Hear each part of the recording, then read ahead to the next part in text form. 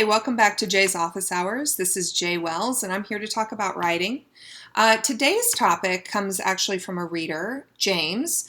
I put out a call on Twitter asking if there was a topic people wanted me to tackle, and he suggested how to avoid doing a cliched take on an idea.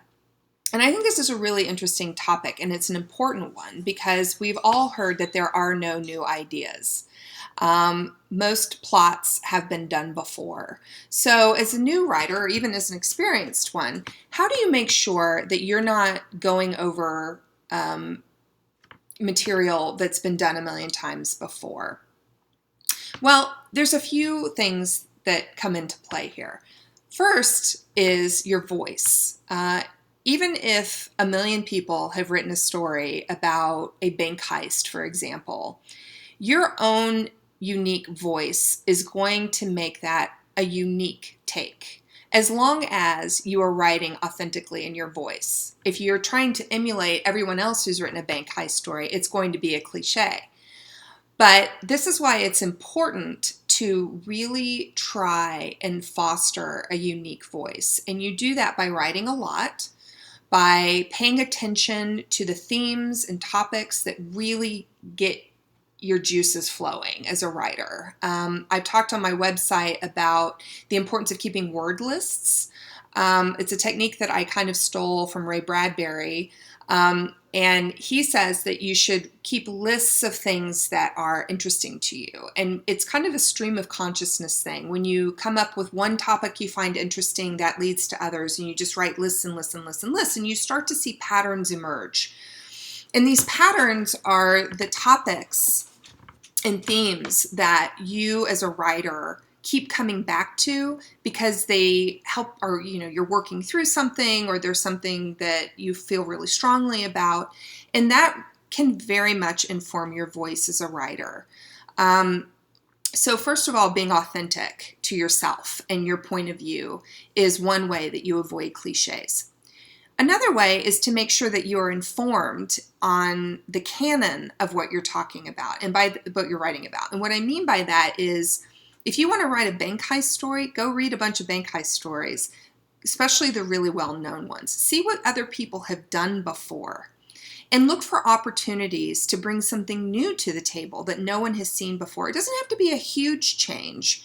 You can still use a basic structure of a bank heist story, but maybe you bring in something, or you twist some expected element in a way that no one else has done. And a little small tweak can make a big change in how the story plays out. So always look for opportunities to bring a twist. What else can you do? I think another way that you avoid cliche, at least this is the way I do it, is focusing a lot on character instead of plot, because plot can be very formulaic. I mean, it is a formula for story. There are several different types of plots, but they all have these commonalities. You have your rising action, your climax, your denouement, and so plot can actually end up being very formulaic if you're writing to plot. I tend to write to character. And what that means is, when I have a protagonist, I have a goal for them. Usually it's that they think they want one thing, but what they actually need is something else. And the process of the story is about pushing them towards what they need. Excuse me. Sorry. And so when you're creating your characters, that's where you can really bring a lot of unique elements to a story. Don't write a stereotypical, the gang of people that you've seen a million times in a bank heist story. One of the reasons that stories like Breaking Bad worked so well, because we've seen a million stories about people who are crime bosses, but we've never seen a story before about a man struggling with cancer and seeing getting into crime as the way to protect his family. I mean, that is such a juicy, wonderful, character-driven sort of way to tell the story in a fresh way. So think about new types of characters you can bring to the story Think about new types of conflicts and motivations that your characters can bring to it. And the relationships that they have with the other characters can also add new elements to a story that's been done a lot. Your world building can make a story that we've seen before seem fresh. This is why urban fantasy did so well, because it took a lot of urban fantasists took these old kind of noir detective stories that we've seen a bunch, right? There's a ton of them. And they added a vampire, or they added a wizard.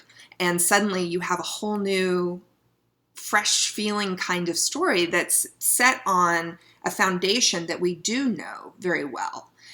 So those are some techniques you can use to make sure you're not relying too much on cliche or going over stories that have been done a million times in the same way. Use your voice, use your world building, make your characters interesting, be familiar with the canon, and really have fun with it. I think that having fun and being curious and trying new things is really what makes stories wonderful.